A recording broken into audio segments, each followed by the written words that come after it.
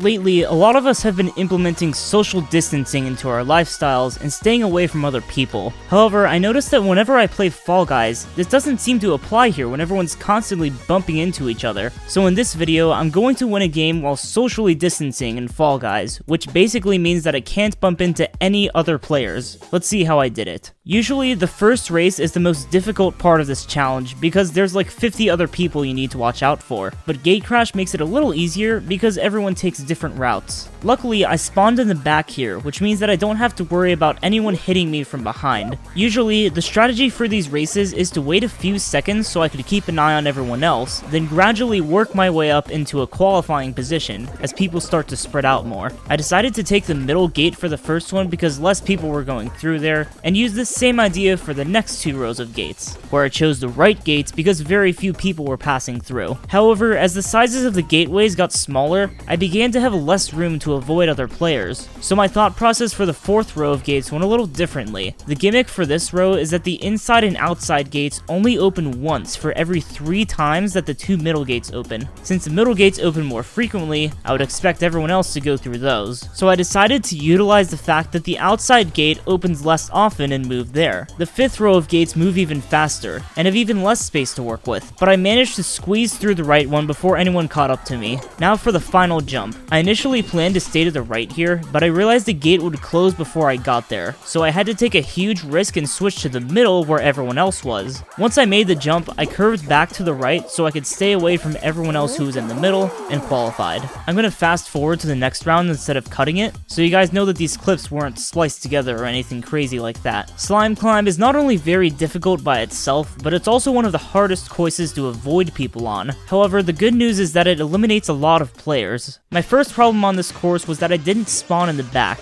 This meant I had to jump and dive over the other players so they wouldn't bump into me at the very beginning. Of course, I had to avoid the trampoline because there were like 5 other people trying to use it. After making this first turn, most people were either way ahead of me or got eliminated because they tried to use the trampoline. I just stuck to the right and everything went okay. This next section was super tricky though, because there were people falling off in front of me and running up behind me. I had several really close calls before I switched to the left and made it to the next turn. My next problem was that there were a lot of people who were messing up these jumps and coming back around to retry them, so I just had to wait for a while until everyone except this burger man got out of the way. At this point, I decided to take a risk and jump directly over the burger man, when my character suddenly ragdolled right in front of him. With a huge stroke of luck, I rolled to the right as the burger man passed me, and I let him go by before starting the next section. Towards the end of the conveyor belt, I bumped into these pink pillars a few times, but they sent me at very fortunate angles, where I just barely avoided everyone else. Since I was so far behind, I only had one shot to clear this next part, but I made it through. Sometimes people like to stand on that middle cylinder to block people, which would have ended my run, so I'm glad no one felt the need to do that. Getting past these pushers was pretty straightforward, but something really freaked me out as I came around this turn. There were grabbers at the finish line,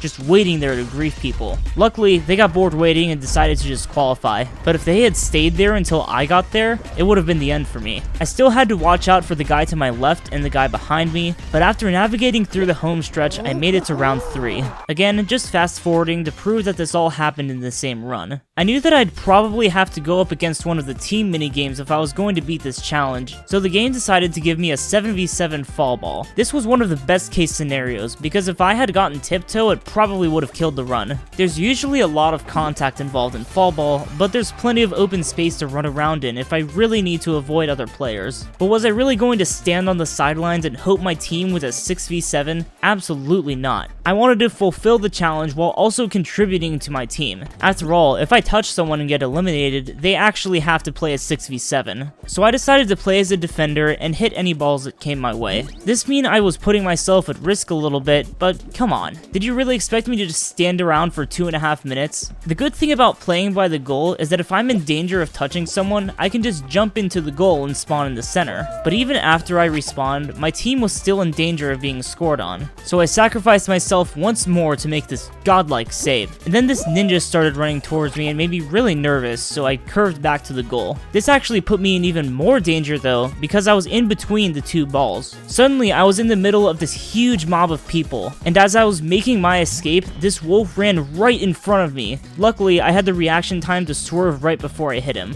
So yeah, after that I went towards the other side of the field and thought about playing some offense since my team still hadn't scored yet, but I decided against it because it seemed like our current offense was doing pretty well. The problem was that someone on blue team was in our goal, probably trying to grab defenders once the ball got down here, so I just ran from side to side then decided to have faith in our offense, and it paid off. We scored 2 goals at almost the exact same time, and it pretty much sealed our victory. Nothing else really exciting happened in fall ball, so before the final starts I'm going to tell you about some other mini games I qualified in with this challenge. I successfully beat the Whirligig, Seesaw, Dizzy Heights, and even Hit Parade as far as the starting races go. I also beat some survival games like Rollout, Block Party, and Jump Club, as well as some teen games like Egg Scramble, Hoopsie Daisy, and Hoarders. One of the more frustrating aspects of this challenge was that if I ran into any mini games that either involved grabbing like the tail games or Jinxed, or required contact like DoorDash and Perfect Match, I would just have to re-queue and start over. Overall, it took over 3 hours to beat this challenge, and even then, this run was extremely lucky. So if you like what you're seeing so far, be sure to subscribe. Alright, the moment you've all been waiting for. It's time for the final. I'm up against 6 other players in a standard match of Hexagon. The good news is that this minigame doesn't usually involve a lot of contact. However, I still have to beat 6 other players without touching any of them. I was actually the last person left on the first floor, so I stalled a little bit until I messed up and fell 2 floors down.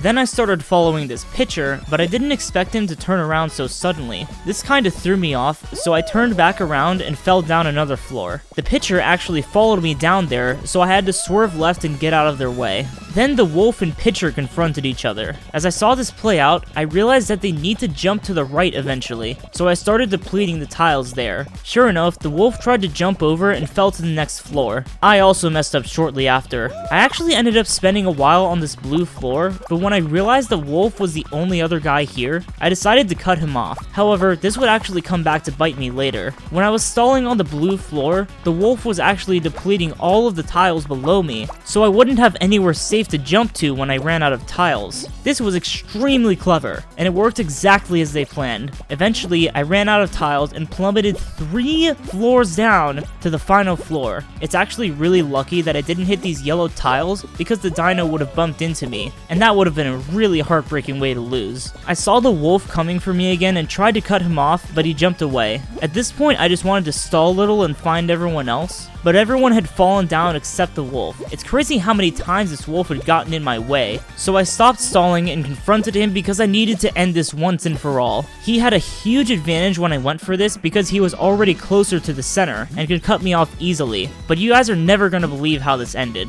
They suddenly glitched through the floor and fell through. I honestly feel really bad for them because that's a frustrating way to lose, but we take those. Thank you all for watching. Let me know if you want to see more stupidly hard challenges like this in the comments. I'll catch you in my next video. See ya.